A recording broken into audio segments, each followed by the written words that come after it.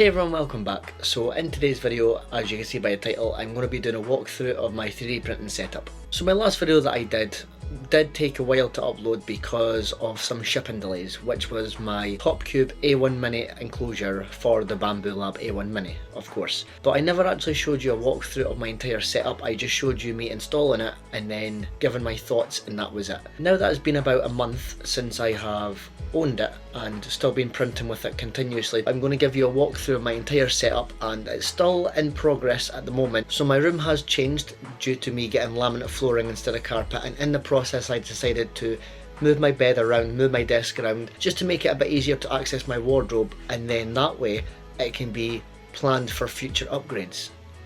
I'm going to show you the whole layout of my 3D printing setup. So without further ado, let's begin. So from last video, this is what you're used to seeing, and I am currently printing something right now which just so happens to be for a product that I've just got, but we'll get into that in a minute. So first of all, the cube still here, top is still open, and everything is the way it was in the last video. Nothing, absolutely nothing has changed except from the fact that my filament dryer is now over there, but we'll get into that. So first of all my filament stuff's here. You saw that in my video previous, and I'm still going through a lot of filament as it is. I have recently just bought this, which is the Bambu Lab's filament itself. It is the Bambu Lab PETG High Flow, and I got it in grey because my room just so happens, most things in my room are grey. And the reason I said that is because I'm going to show you a few things that this has been printed with which makes sense later on. And I've still got the box up here which had the 10,000 gram of filament in it, but behind these three are just two rolls of purple, and then that's white, orange and green that are still packed.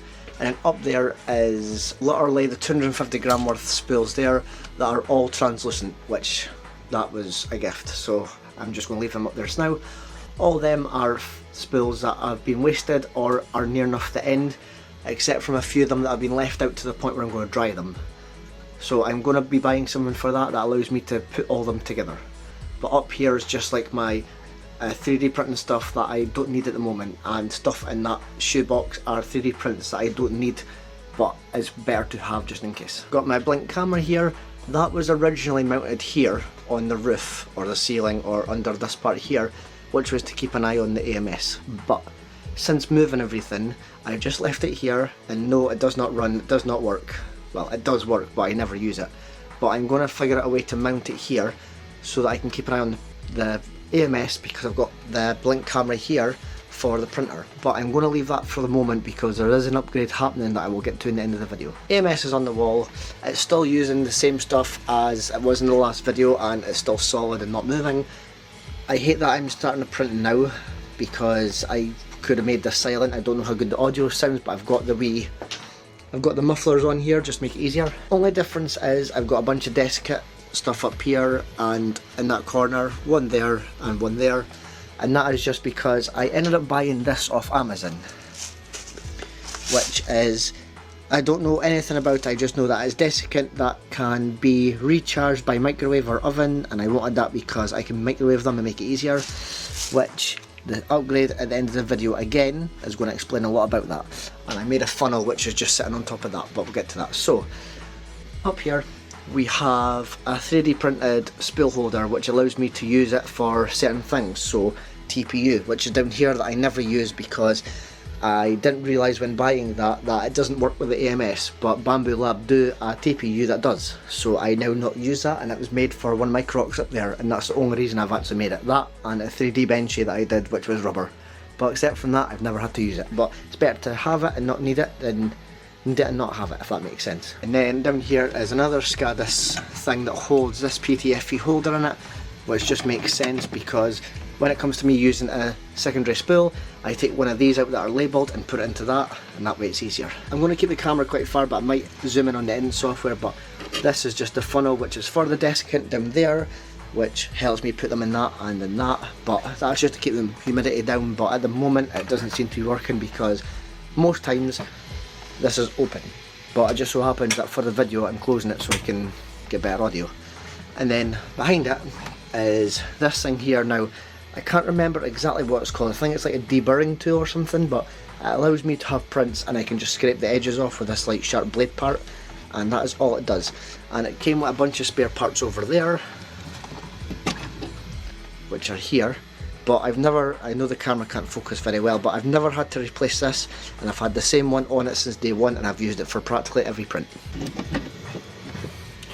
And that just sits up there, and I tried to make every accessory for the SCADA's boards because it just makes it easier. And over here we've got more SCADA's boards. Now these ones are the full size of this build plate, but I am going to figure out a way to make bigger ones. But anyway, up here are all the different types of nozzles. So you've got 02, 04, 6 and 8, and in the printer currently is the stainless steel 04mm, and I've got the stainless steel 02, hardened 4, 6 and 8, so that I change when I need to, which for that vase over there I did use the hardened 06, which actually worked out quite great.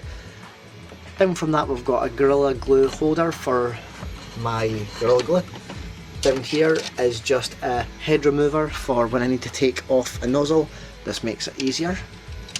Over here we've got tweezers, but I don't really use them as tweezers anymore. I use them so that when it's purging and some filament gets stuck, I can move that over with that, which is why these are so wrecked. I've got a Bamboo Lab scraper which came on the profile from the printer, but the only thing is it breaks quite easily. I don't know if you can see from here, but I've already kind of broke it a wee bit. So that was basically just, I need it in an emergency, but I don't really need it as much. And down here we have got my spray, which has isopropyl alcohol in it.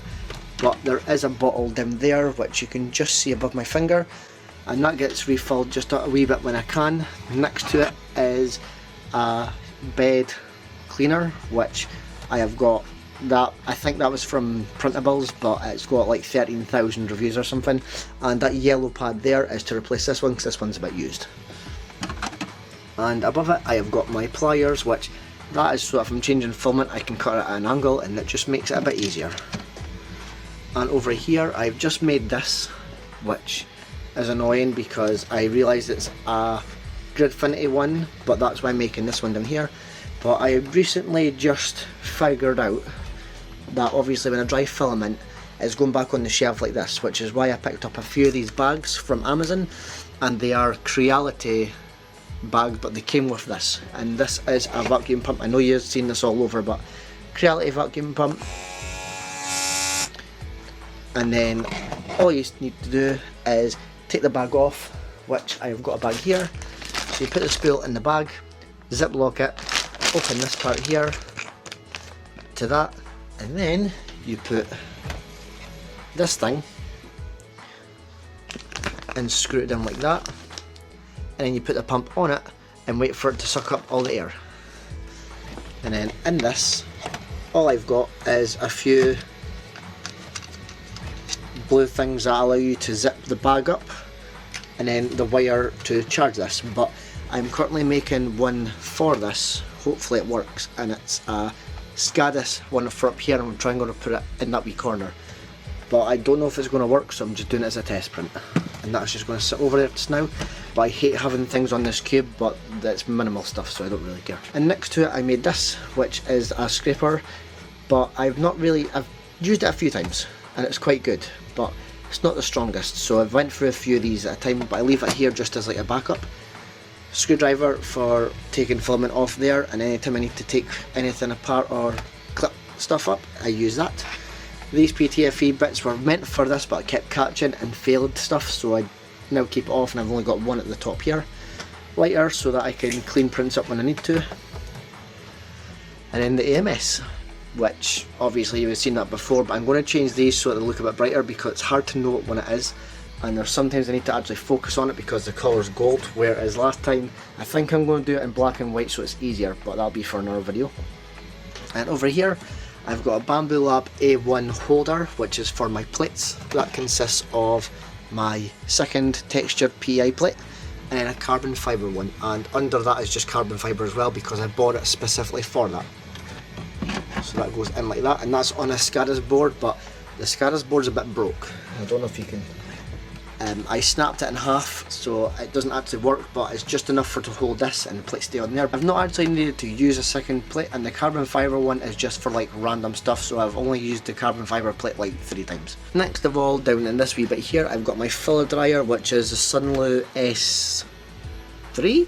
Something like that, I think so, I'm not too sure, I've lost count of how many there is, but that's currently drying my yellow filament, which I'm going to use, and inside it, I don't know if you can see there, is a desiccant. It's just one of these, But all of these, minus this one and that one, all my desiccant stuff, obviously, like the Bamboo Lab one here and my green one here, all them are with the Bamboo Lab PETG HF, which is high flow, and I'm using that for a reason in a minute. But I'm currently drying that, so I'm leaving that. But the only thing I hate about this is it only warms from, or heats up from the bottom, so every few hours I'm always rotating the spool holder, just rotating it just to make sure it dries properly. And I cut a hole in the back of it just to let some heat out, which I thought was going to be a good idea, but obviously I've seen a lot of YouTube videos where people try different things, but I feel like having a wee hole at the back allows heat to escape whether there's more heat coming in. And it's on, so it's not like cold air's getting in, and I've got a desiccant holder, which is one of these, in there as well, and it's fully charged. Next thing is the printer. So printer's not changed at all. The only difference with this is it's in a cube. But I do have desiccant here, here, in the corner, and in that corner.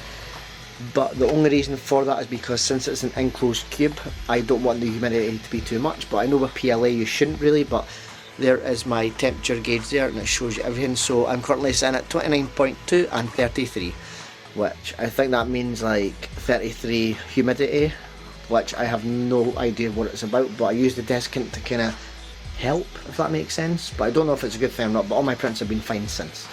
So I'm going to close that door just for the noise. And right now my cube and all this is sitting in my wardrobe. So this wardrobe used to have a shelf there where that yellow line is, and that used to be for my aftershaves and all that. And then this shelf down here has got a black shelf which extends it, because when I bought the printer I used to put it on a stool, but when I had it on the normal white shelf, what I realised is the printer would actually come off the shelf over this.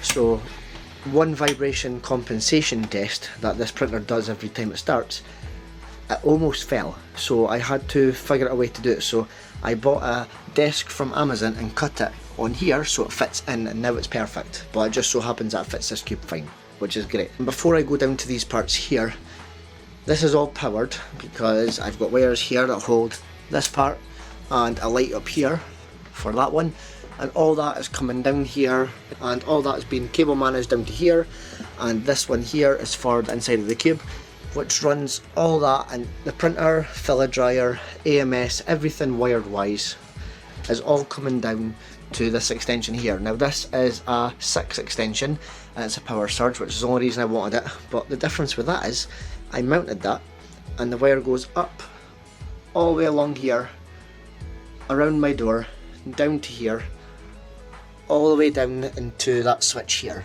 and then there's a second plug there with extensions just for my normal stuff, but I'll get to that anyway. But I needed it to be a long plug just so that it reached all the way, so it still looks clean. So yeah, if that plug down there fails, all this goes. Blink camera is plugged into this one here, and then I've got my LED bar for my cube, which is in this one on its own. This one here is my blink camera, which is on here, which I never use that anymore. The only reason I use it is so that I can see what the print looks like and how long it's got left, but to be honest I don't really care because most of the time I use my setup for it, so don't care. And the blink camera, you can't get the software on the PC, only on the phone, so there's no point. And then the other black USB is going from there to power that, so that's all I set up, and it's all wired down here as I mentioned before. And then for the biggest thing that stopped the whole process last vlog is this part here. So in here is obviously just my dressers, my socks, and just everyday normal essentials, but above it is a box here which contains all the important stuff. So I'm going to bring this down just a bit so it makes it easy. I'm doing this with one hand. So all these prints here, I'm not going to say what it is, but if you're smart enough to kind of figure it out, you know what's coming next. But the prints are for another project that's happening next month. Same with that back one there, but these 3 spools are for ones up there and this filament right here, which don't fit the AMS. So I've got 3 of them which are all different sizes, which is fine. Some PTFE tubes, I've got some lubrication for the Z, Y and X axis. Down there, that rubber thing there is what the power cable used to be in, but I 3D printed a thing for it, which is fine. That packet there has got some white basic PLA which came with a 3D printer, but I've never opened it yet. Down here is a pip chute, because I've got that one there which goes to the funnel there that I made, which then goes through my shelf. Under here you can see that hole up there, and that drops into this green bucket which has got all the pip in it. And the reason I do that is because if you see up there, that Snoopy thing is a poop paint thing, so that's why all that's there, because I can collect the poop, and all that is just tree supports and stuff for printers. Anytime I do print that has support like that one there, all of that go into here, and then the poop that falls goes into this green bit here, which is all the poop there, and I do collect it all to then make it into moulds. Next thing I've got another desiccant down there. That poop thing here is going to come in handy soon for the next future project, but all that's in there, and I'll line that up just fine. So there, so when the poop goes from there, it falls into that, so if I do a big long print or like a multi-core print, I don't need to worry about the poop catcher overflowing. But this is where my next reveal comes in. So after this whole beautiful walkthrough, I am going to be getting rid of this chest of drawers here. That's going to go in my wardrobe, and this poop chute which is down here right there is actually going to be going back on this. And the reason for that is because I don't know if you've paid attention in most of my videos, but my desk is not there anymore. My bed is now here where it used to be there, and my desk is over there which used to be there. Now it's all moved, which gives me more access to my wardrobe, which means this chest of drawers is now going to go into this space over here inside. That's all 3D print stuff that I need to still clean up at the moment, and that's a big project I'm doing later on. But that's going to be a big space, and with that poop chute being on there again from that box, I will not need this box there, which means this whole bit here is going to be empty. And now I'm going to transition to the PC because I want to show you something. So 3, 2, 1. And just like that, we are now on the PC, because that empty space that I'm going to eventually have, which will be next month's project, is I am going to be buying a new 3D printer. And I am very excited to announce this because I am going from the A1 Mini, which is a very small build plate of 180mm cube.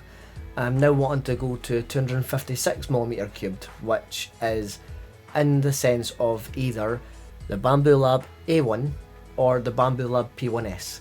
And this is where you come in. My last video currently right now is sitting at 93 views, which means a lot of people looked at it and a lot of people can help me. I'm going to leave the vote up for about a week, and then I will then choose the winner. And then that way I will have another 3D printer in the collection, and then whatever vote gets picked as the highest will be the one that I buy, wait for it to get delivered, set up and review, and do a whole video on it. Because I'm not gonna lie, I got the A1 Mini for about £160, so going from a printer like that to one that's either £259 or £429, either or, it's still a lot of money. And I would rather have fun with a big purchase like this, because I've had the A1 Mini for quite a while now and I've enjoyed every moment of it, but it's time to upgrade to a bit of a bigger one. So this is where this video ends. I'm going to leave it in your hands to decide. I'm going to figure out, I know there's a way you can put a poll on the screen, so I'm going to do that. And from there I'll let you decide, and then within a week I will then choose a winner, and I will announce this on my Instagram, which is harzo.3dp. Hopefully you'll enjoy this video. This has been a walk around that I should have done a wee while ago, but just because of the times and everything and getting all my flooring done, it took up a big chunk of this month. So I'm doing this this video is a bit rushed, and I do apologise, but when I get this other printer I will do a big in-depth review. So hopefully you'll enjoy, and like I say, my next choice of printer is in your hands. So yes, please help me out, it'll do me a big massive favour, and as always I will see you guys and girls in next month's video with hopefully a printer you have decided on. So until next time, cheerio, and I will see you in the next month's video, which is the 1st. So until then, cheerio, take care.